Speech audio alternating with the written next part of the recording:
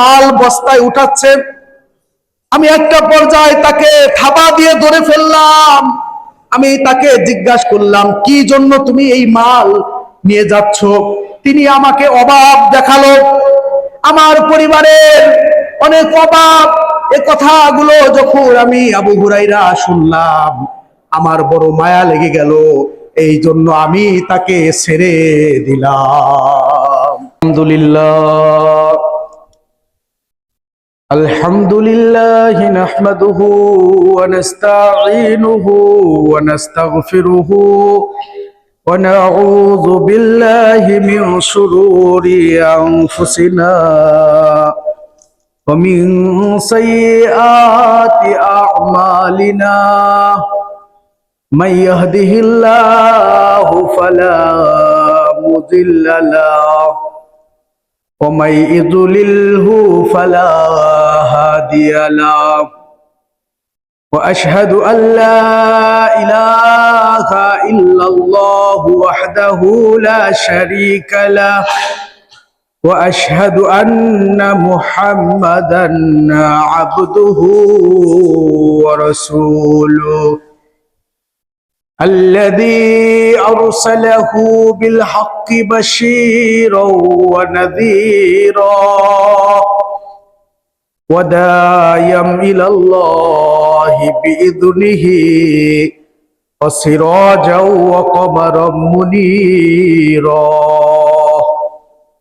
أما بعد فإن خير الحديث كتاب الله وخير الهدي هدي محمد صلى الله عليه وسلم وشر الأمور محدثاتها وكل محدثة بدعة وكل بدعة ضلالة وكل ضلالة في النار. أعوذ بالله من الشيطان الرجيم. بسم الله الرحمن الرحيم. فاذكروني أذكركم واشكروا لي ولا تكفرون. بسم الله الرحمن الرحيم. يا أيها الناس اتقوا ربكم الذي خلقكم من نفس واحدة وخلق منها زوجها وبث منهما رجالا كثيرا ونساء. واتقوا الله الذي تساءلون به والأرحام إن الله كان عليكم رقيبا. فأعوذ بالله من الشيطان الرجيم. يا أيها الذين آمنوا اتقوا الله حق تقاته ولا تموتن إلا وأنتم مسلمون.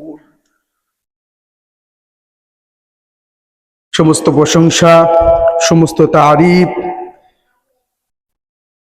সেই মহান রব্বুল আলামিনের জন্য, যে মহান আল্লাহ সুবহানাহু ওয়া তাআলা আমাদেরকে দুনিয়ার সকল প্রকার কাজ থেকে মুক্ত করে, যে আল্লাহর অশেষ দয়ায়, যার ভালোবাসায় সুস্থ অবস্থায় আল্লাহর ঘর মসজিদের ভিতরে এসে 2 রাকাত সালাত আদায় করে খুতবা শোনার সুযোগ করে দিচ্ছেন।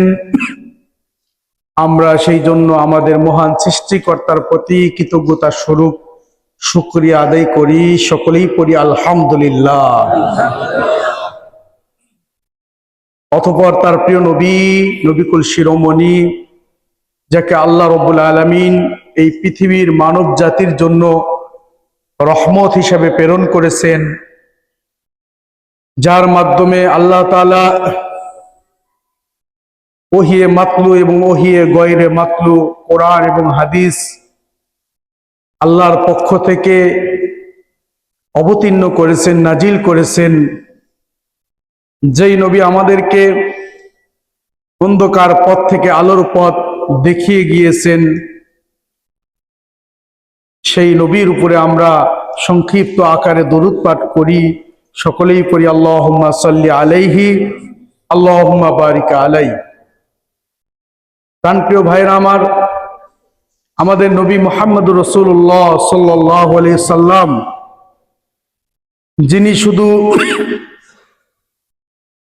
আমাদের জন্যই আল্লাহর কাছে সারাক্ষণ কেঁদে কেঁদে সুপারিশ করতেন, শাফায়াত করতেন, কেঁদে কেঁদে আল্লাহর কাছে দোয়া করতেন, যিনি কিয়ামতের মাঠে সিজদায় পড়ে কেঁদে কেঁদে আমাদের জন্য নাজাতের ফয়সালার জন্য তিনি আল্লাহর কাছে দরখাস্ত জানাবেন, সেই নবী মতো কোনো মানুষ এই পৃথিবীর বুকে হয় না।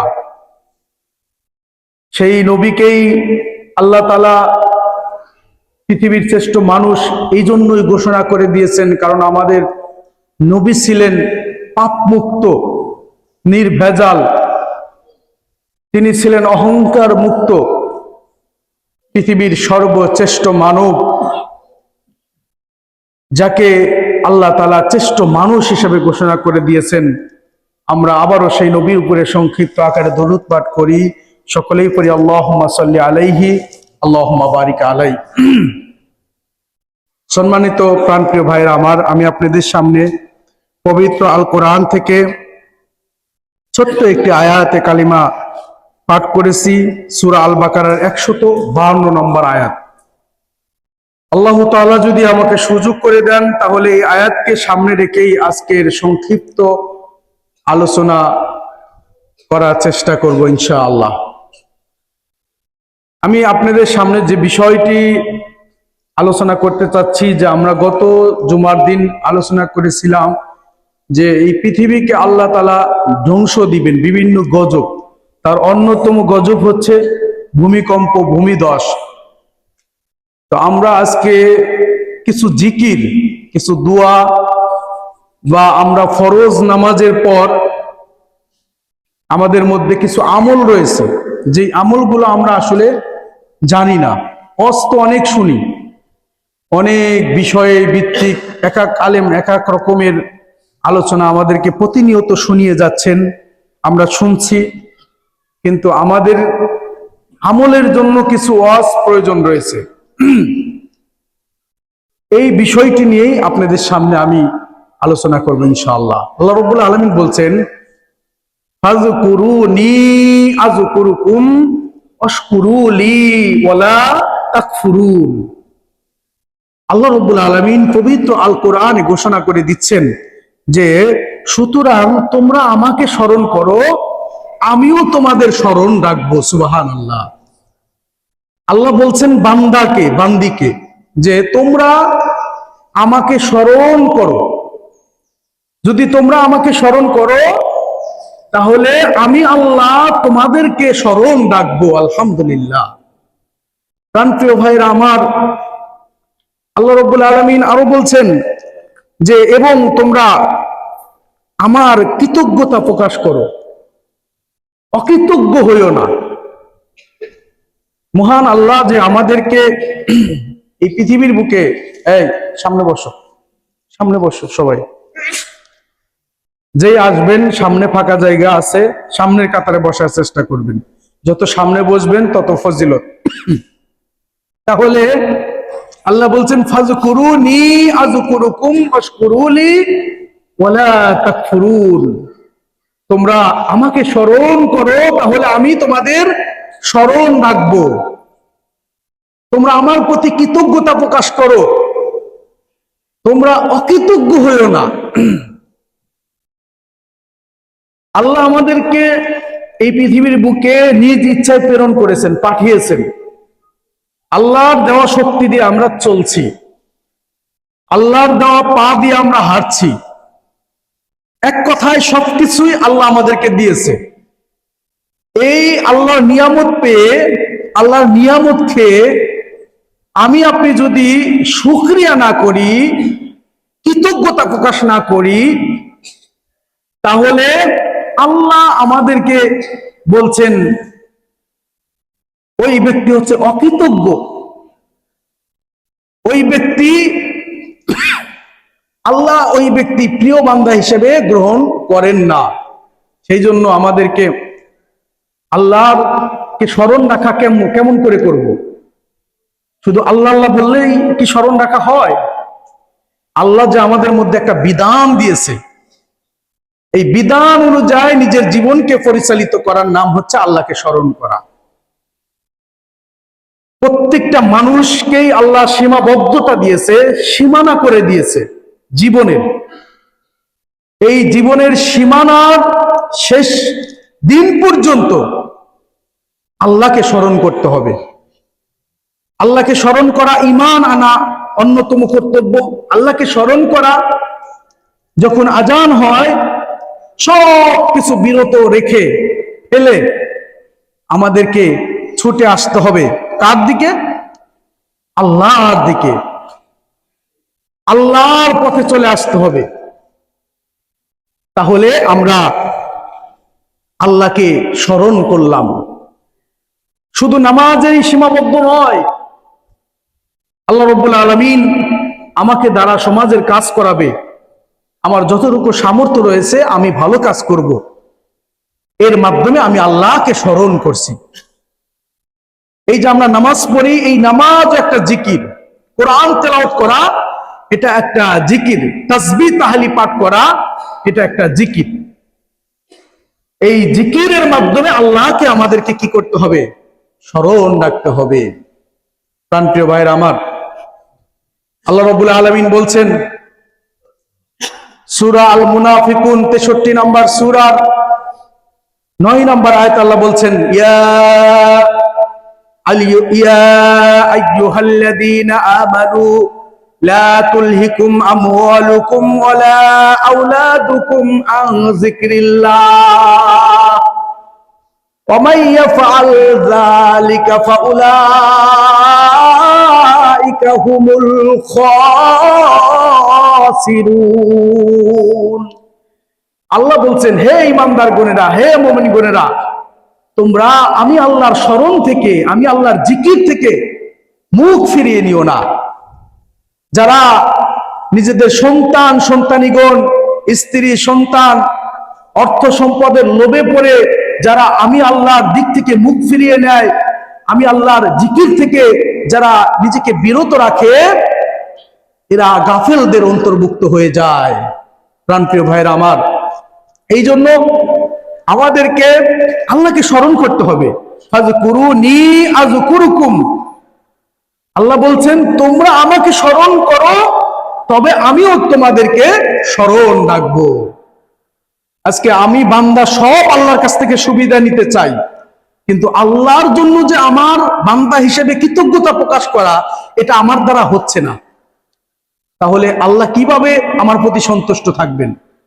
তার একটি জ্বলন্ত নমুনা হচ্ছে, আমরা তো নামাজ ঠিক মতো পড়ি না। যিনি সপ্তাহে মাসে একদিনও নামাজ পড়ে না, একে কাফেরের সাথে তুলনা করা হয়েছে।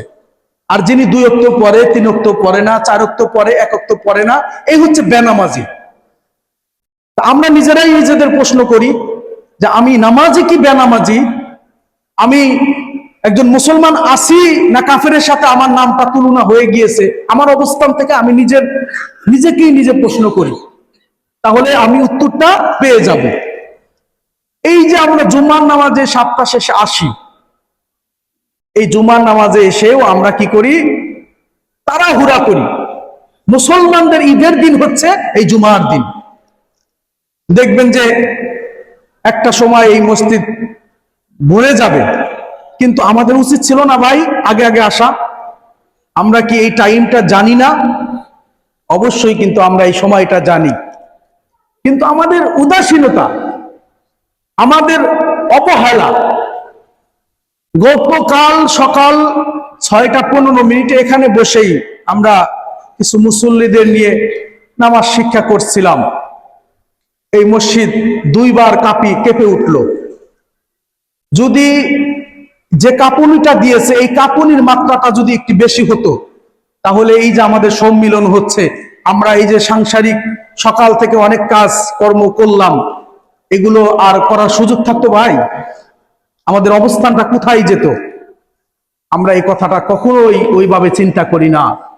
বারবার সতর্কবাণী আসছে, কিন্তু আমরা নিজেকে পরিবর্তন ঘটাতে চাচ্ছি না। আমার প্রাণপ্রিয় ভাইয়েরা, আসুন, ফরজ নামাজের পর সালাম ফিরানোর পর অনেক জিকির আজগার আছে, অনেক দোয়া দরুদ রয়েছে। আমরা মনে করি যে 2 হাত তুলে মোনাজাত করলেই ইবাদত হলো। মোনাজাত হচ্ছে একান্ত ব্যাপার। আপনি আল্লাহর কাছে চাইবেন, বান্দা হিসেবে আল্লাহর কাছে চাইবেন, আল্লাহর কাছে গুনাহ মাফ চাইবেন, বিভিন্ন কিছু আপনি চাইবেন। কিন্তু ফরজ নামাজের পর উঠে দৌড় মারা, এই অভ্যাস আমাদের পরিহার করতে হবে। ফরজ নামাজের পর সালাম ফিরানোর পর আমরা আল্লাহু আকবার, আল্লাহ বড়, এই বাক্যটা বলবো। যদিও আরাবিয়ানরা এরা সরাসরি আস্তাগফিরুল্লাহ আস্তাগফিরুল্লাহ আস্তাগফিরুল্লাহ এই আমল করে থাকেন, কিন্তু আমাদের ভারত উপমহাদেশে, বিশেষ করে আমাদের আহলুল হাদিস যারা, হাদিসের এখানে হাদিস রয়েছে যে আল্লাহু আকবার একবার বলে আস্তাগফিরুল্লাহ পরে 3বার আস্তাগফিরুল্লাহ, আল্লাহ আমাকে ক্ষমা করুন, আমাকে মাফ করুন, 3বার এইভাবে। কিন্তু আরাবিয়ানরা দেখবেন ওনারা আমল করে সরাসরি আস্তাগফিরুল্লাহ আস্তাগফিরুল্লাহ আস্তাগফিরুল্লাহ বলে। তো সালাম ফিরানোর পর আমরা আল্লাহু আকবার বলার পর আস্তাগফিরুল্লাহ আস্তাগফিরুল্লাহ আস্তাগফিরুল্লাহ বললাম। বলার পর আমরা বিভিন্ন দোয়া আমরা পড়ে না পড়ে উঠে চলে যাই। এই দোয়াগুলো আল্লাহর নবী বলেছেন যে তোমরা ফরজ নামাজের পর এই দোয়াগুলো পাঠ করবে। আল্লাহুম্মা আনতাস সালামু ওয়া মিনকাস সালামু তাবারাকতা ইয়া যাল জালালি ওয়াল ইকরাম। আল্লাহুম্মা লা মানিআ লিমা আ'তাইতা ওয়া লা মু'তিয়া লিমা মানা'তা ওয়া লা ইয়ানফা'ু যাল জাদ্দি মিনকাল জাদ। আল্লাহুম্মা আ'ইন্নি আলা যিকরিকা ওয়া শুকরিকা ওয়া হুসনি ইবাদাত। এইভাবে এই যে দোয়া করলাম ফরজ নামাজের পর, এই দোয়া পড়ার পর আরো দোয়া আছে, যেমন সাইয়্যিদুল ইস্তিগফার। তাওবার জগতে সবচেয়ে শ্রেষ্ঠ দোয়া হচ্ছে এই দোয়া, আল্লাহুম্মা আনতা রাব্বি লা ইলাহা ইল্লা আনতা খলাকতানি ওয়া আনা আবদুকা ওয়া আনা আলা আহদিকা ওয়া ওয়াদিকা মাস্তাতআতু ওয়া আউযু বিকা মিন শাররি মা সানা'তু আবুউ লাকা বিনি'মাতিকা আলাইয়া ওয়া আবুউ বিযামবি ফাগফির লি ফাইন্নাহু লা ইয়াগফিরুদ যুনুবা ইল্লা আনতা। এই যে সাইয়্যিদুল ইস্তিগফার আমরা বললাম, 1 মিনিটও লাগলো না। আল্লাহ নবী বলেন যে ব্যক্তি সাইয়্যিদুল ইস্তিগফার ফজরের নামাজের পর পাঠ করলো, এই ব্যক্তির যদি সন্ধ্যা হওয়ার, মাগরিবের আজান হওয়ার আগে যে কোনো অবস্থায়, যে কোনো কারণে রোড অ্যাক্সিডেন্ট হয়ে, স্ট্রোক করে, জ্বর হয়ে, সাপে কামড় দিয়ে, যে কোনো উপায়ে সে যদি মারা যায়, আল্লাহ নবী বলছেন সে জান্নাতি হয়ে মৃত্যুবরণ করলো। সুবহানাল্লাহ। আবার মাগরিবের নামাজের পর যে ব্যক্তি এই দোয়াটা পাঠ করবে, তার যদি ফজরের আজানের পূর্বে সে মারা যায় যে কোনো মাধ্যমে, আল্লাহ নবী বলছেন যে এই ব্যক্তি জান্নাতে চলে গেল। সুবহানাল্লাহ। তাহলে ভাই, আমরা যদি ফজরের নামাজের পর একবার পড়ি, সন্ধ্যার আগে আমাদের মৃত্যু হতে পারে, ঠিক না? দিনের বেলায় হলে মাগরিবের আগেই মৃত্যু হবে। আর যদি আবার মাগরিবের পরে পড়ি, তাহলে ফজরের আগে আমাদের মৃত্যু হবে। তাহলে মাগরিবের পরে যদি পড়ি, ফজরের আগে যদি মৃত্যু হয়, যে কোনো সময় জান্নাতি হয়ে মৃত্যুবরণ করলো। আবার অনুরূপ সকালবেলা ফজর নামাজের পর পড়লে মাগরিবের আগে যদি আমাদের মৃত্যু হয়, দিনের যে কোনো সময় মৃত্যু হলে আমরা জান্নাতি হয়ে মৃত্যুবরণ করলাম। সুবহানাল্লাহ। তাহলে ভাই এটা ফজিলতপূর্ণ দোয়া না? যে কোনো মুহূর্তে তো আমরা মারা যাবই। তাহলে আমরা এই দোয়াটা না পড়েই আমরা কি করি? উঠে দৌড় মারার চেষ্টা করি। তারপরে ছোট্ট ছোট্ট দোয়া, যেমন সুবহানাল্লাহ, সুবহানাল্লাহ কিন্তু না, সুবহানাল্লাহ, সুবহানাল্লাহ, আলহামদুলিল্লাহ, আলহামদুলিল্লাহ, আলহামদুলিল্লাহ, আল্লাহু আকবার, আল্লাহু আকবার, আল্লাহু আকবার। এই বাক্যগুলো কি ভাই পড়ার জন্য মুখস্থ করতে হবে? এমনিতে আমরা মুসলমান হিসাবে শুনতে শুনতে আমরা আমাদের মুখস্থ হয়ে গিয়েছে। এই সুবহানাল্লাহ আমরা 33 বার, কয়বার পড়বো? 33 বার। আলহামদুলিল্লাহ আমরা কয়বার পড়বো? 33 বার।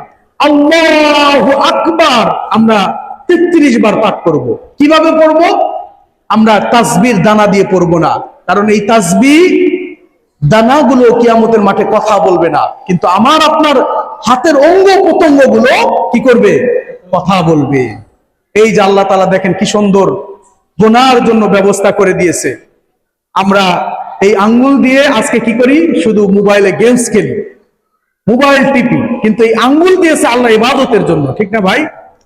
কিন্তু আজকে দেখবেন যে অধিকাংশ যুব সমাজই এই আঙ্গুল দিয়ে ইবাদত না করে শুধু মোবাইল নিয়ে ব্যস্ত থাকে। তাহলে আপনি ফরজ নামাজের পর আপনি সুবহানাল্লাহ, সুবহানাল্লাহ 33 বার পাঠ করলেন, আলহামদুলিল্লাহ 33 বার পাঠ করলেন, আল্লাহু আকবার 33 বার পাঠ করলেন। তারপরে শেষে গিয়ে আপনি কালেমা শাহাদত বা কালেমা তাওহীদ, লা ইলাহা ইল্লাল্লাহু ওয়াহদাহু লা শারীকা লাহু লাহুল মুলকু ওয়া লাহুল হামদু ওয়া হুয়া আলা কুল্লি শাইইন কাদির।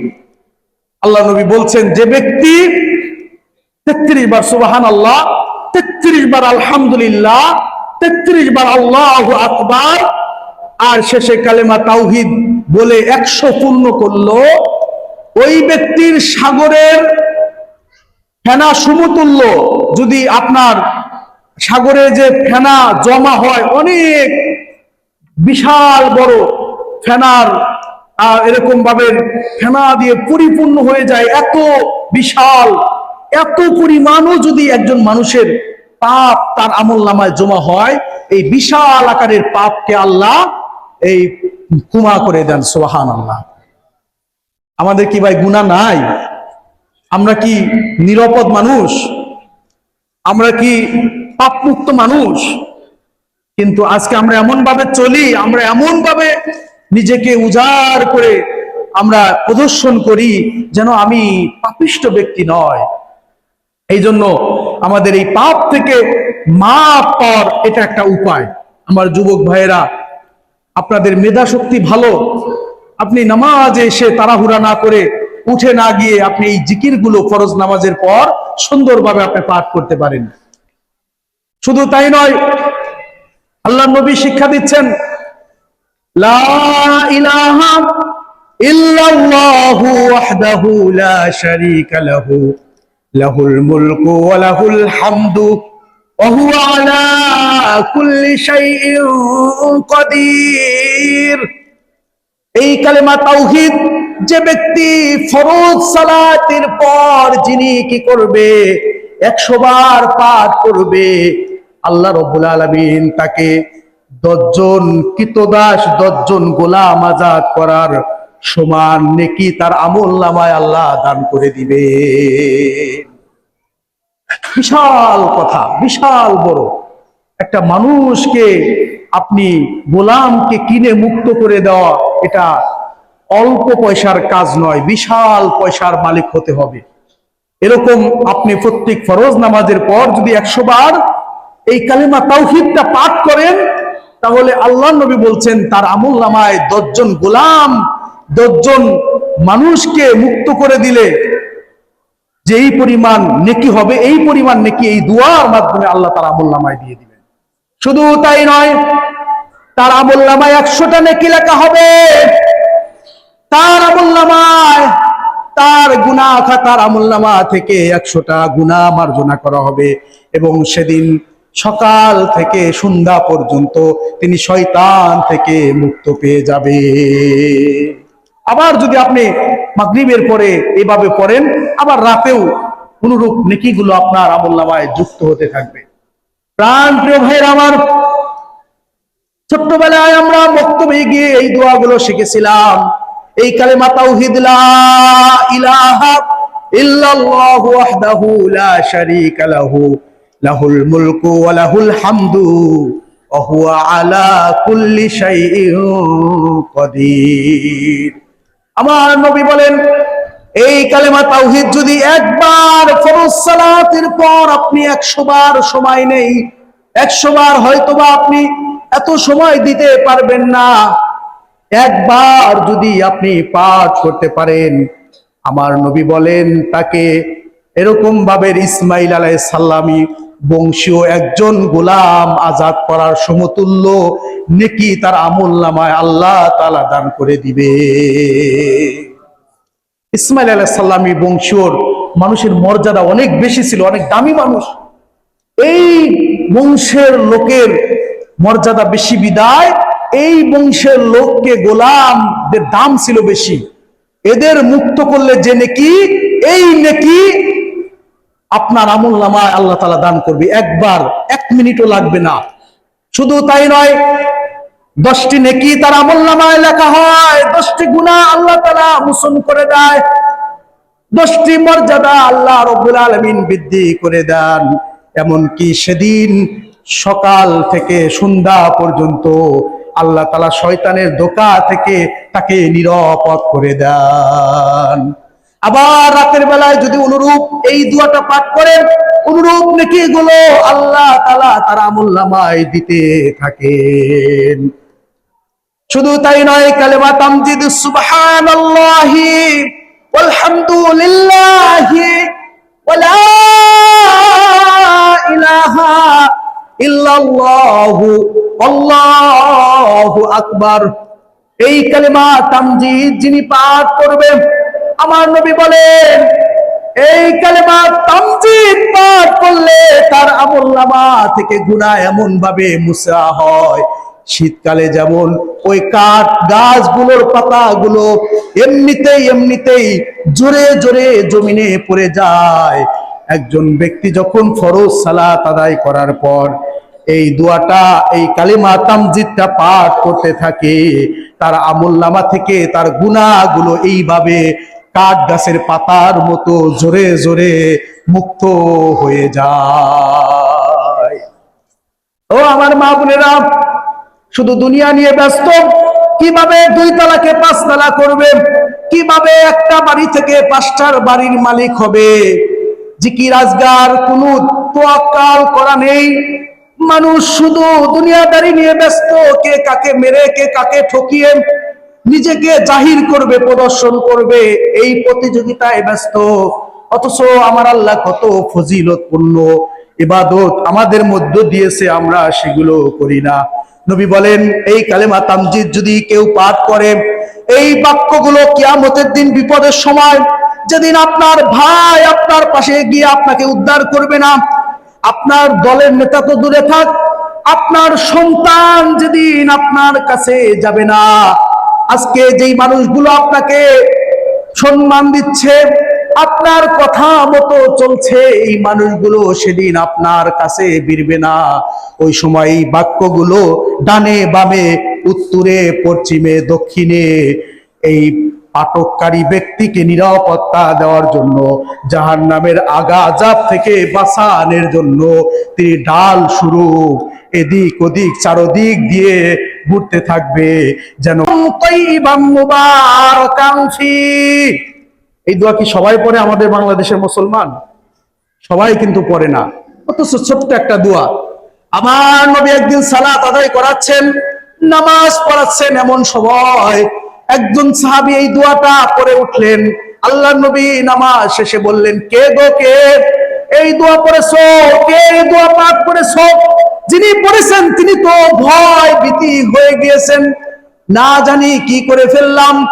তিনি যখন ভীত অবস্থায় আল্লাহর নবীকে বললেন, হে আল্লাহর নবী, এই দোয়াটা আমি পাঠ করেছি। নবী বলেন, ও আমার সাহাবা, তুমি শোনো, তুমি যখন এই দোয়াটা পাঠ করতেছিলা, আমি নবী দেখতে পেলাম যে এরকম এরকম 30 জনের মতো ফেরেশতা, 30 জন ফেরেশতা, তারা ডায়েরিতে তোমার নামে আমল লেখার জন্য প্রতিযোগী হয়ে গিয়েছে।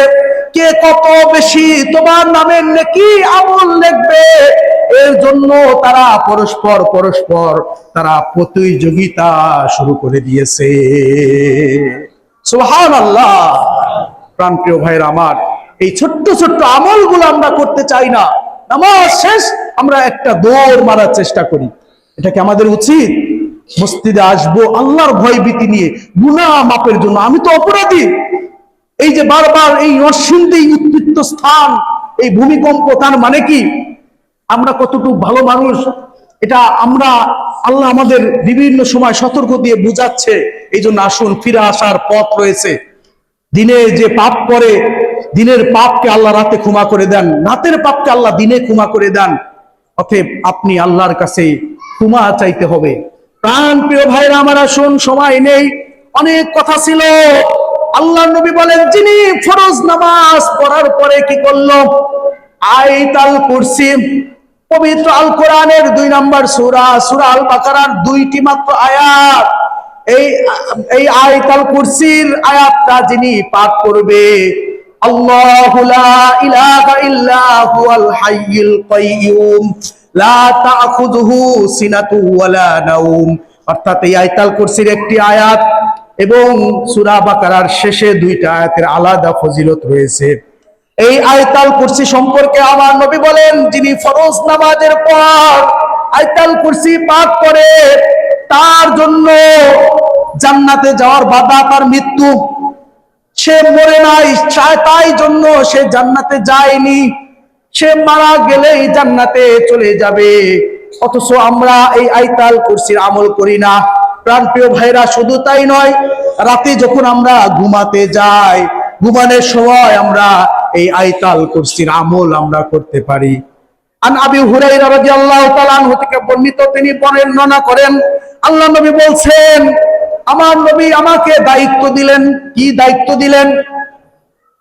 আমার নবী আমাকে যাকাতের মাল দেখার জন্য, আমাকে নিরাপত্তা দেওয়ার জন্য আমাকে দায়িত্ব দিলেন। আবু হুরায়রা রাদিয়াল্লাহু তাআলা আনহু বলেন, আমি পাহারা দিচ্ছি, এমন সময় আমি দেখি একজন লোক এসে অল্প অল্প করে কিছু কিছু করে মাল বস্তায় উঠাচ্ছে।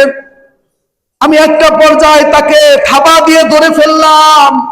আমি তাকে জিজ্ঞাসা করলাম, কি জন্য তুমি এই মাল নিয়ে যাচ্ছ?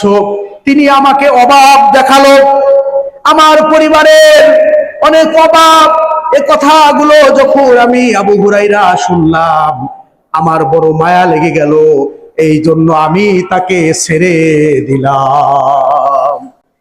আবু হুরায়রা রাদিয়াল্লাহু তাআলা আনহু বলছেন যে আমাকে কি করা হলো? দায়িত্ব দেওয়া হলো। কিসের দায়িত্ব? যে যাকাতের মাল পাহারা দেওয়ার জন্য। আর এমন সময় রাতের বেলায় একজন ব্যক্তি এসে এই মাল চুরি করার জন্য বস্তা ভরছে। আমি তাকে ধরে ফেললাম, আর তিনি তার অনেক অভাবের কথা বললেন। আমার মায়া লেগে গেল, আমি তাকে ছেড়ে দিলাম। সকালবেলা যখন আমি নবী মুহাম্মদুর রাসূলুল্লাহ সাল্লাল্লাহু আলাইহি ওয়াসাল্লামের নিকটে আমি যখন গেলাম, আমার নবী আমাকে দেখে বলল, ও আবু হুরায়রা, রাতের বেলায় চোরের সাথে তোমার কি ঘটনা হয়েছিল? নবী সব জেনে গিয়েছে। নবীজি বলল, ও আবু হুরায়রা, তুমি শোনো, ঠিক আছে, তুমি তাকে মায়া করে ছেড়ে দিয়েছো, ঠিক আছে, কিন্তু তুমি আবু হুরায়রা শুনে রাখো, ওই চোর আবার তোমার কাছে আসবে। আবু হুরায়রা বলেন, আমি তো আরো কি করলাম, আরো সতর্ক হলাম, কারণ নবী কখনোই মিথ্যা কথা বলেন না।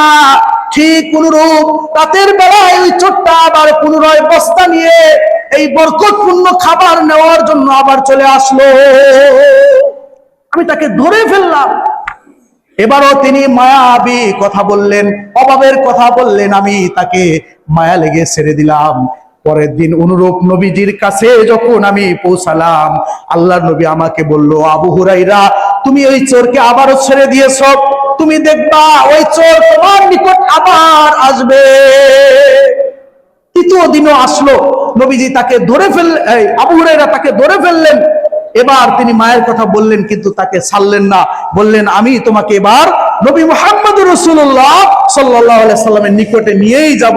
তখন তিনি অনুরোধ করে বলল যে, দেখো, আমি তোমাকে বলছি, তুমি আজকে আমাকে ছেড়ে দাও, বিনিময়ে তোমাকে আমি একটা জিনিস শিক্ষা দিচ্ছি। তা হচ্ছে এই যে, তুমি এই রাতের বেলা যখন শুবে তখন তুমি আয়তাল কুরসি পাঠ করবে।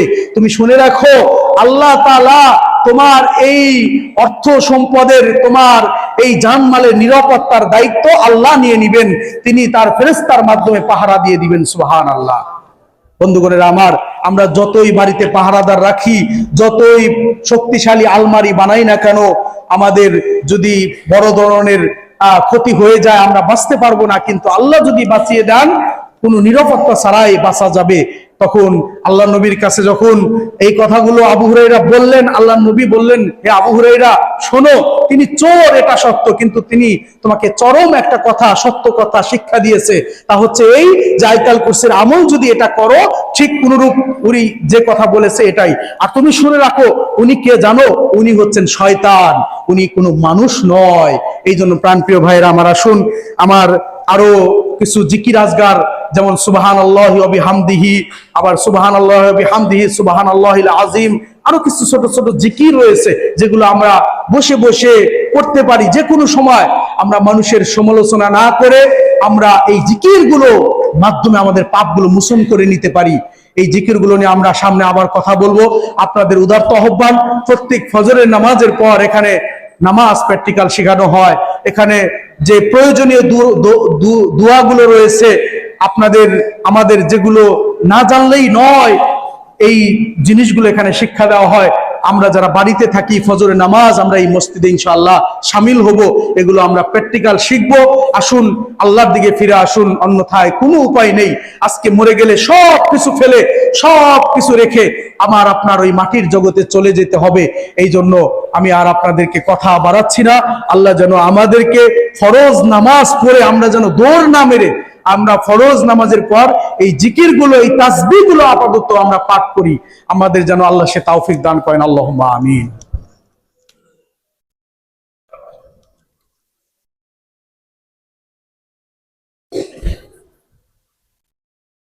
ইন্নাল হামদালিল্লাহি নাহমাদুহু ওয়া নুসাল্লি আলা রাসূলিহিল কারীম। আম্মা বা'দ, আউযু বিল্লাহি মিনাশ শাইতানির রাজীম। বিসমিল্লাহির রহমানির রহিম। লা ইউকাল্লিফুল্লাহু নাফসান ইল্লা উসআহা, লাহা মা কাসাবাত ওয়া আলাইহা মাকতাসাবাত। রব্বানা লা তুআখিযনা ইন নাসিনা আও আখতানা, রব্বানা ওয়া লা তাহমিল আলাইনা ইসরান কামা হামালতাহু على الذين من قبلنا ربنا ولا تحملنا ما لا طاقة لنا به واعف عنا واغفر لنا وارحمنا أنت مولانا فانصرنا على القوم الكافرين।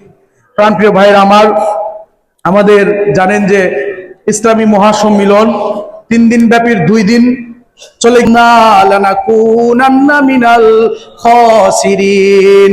রব্বানা আতিনা ফিদ দুনিয়া হাসানাতাও ওয়া ফিল আখিরাতি হাসানাতাও ওয়া কিনা আযাবান নার। রব্বিরহামহুমা কামা রব্বায়ানি সগীরা, রব্বিরহামহুমা কামা রব্বায়ানি সগীরা, ওয়াগফির লাহুমা জানাহায যুল্লি মিনার রাহমাতি ওয়াকুর রব্বিরহামহুমা কামা রব্বায়ানি সগীরা।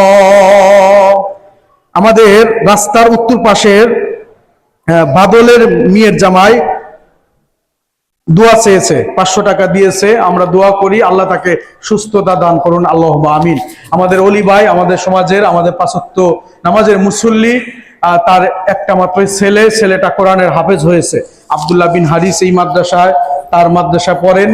তো গত 1 সপ্তাহ আগে সবক শেষ করেছেন, আবার এখন শুনানি দিবে। তো এই ছেলের জন্য 1000 টাকা দান করেছেন।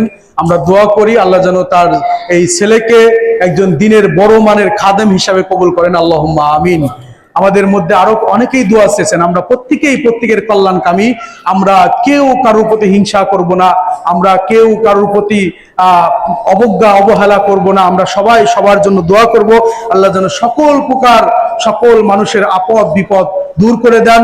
আল্লাহর কাছে আমরা দোয়া করি আমাদের পিতা মাতা দাদি থেকে শুরু করে যত আত্মীয় স্বজন, যত মুসলিম নর নারী মুমিন মুমিনা কবরবাসী হয়েছে, আল্লাহ যেন সকলকে ক্ষমা করে দেন, আল্লাহুম্মা আমিন। কামা আরসালনা ফীকুম রাসূলাম মিনকুম ইয়াতলু আলাইকুম আয়াতিনা ওয়া ইউযাক্কিকুম ওয়া ইউআল্লিমুকুমুল কিতাবা ওয়াল হিকমাতা ওয়া ইউআল্লিমুকুম মা লাম তাকুনু তা'লামুন। সুবহানাকাল্লাহুম্মা ওয়া বিহামদিকা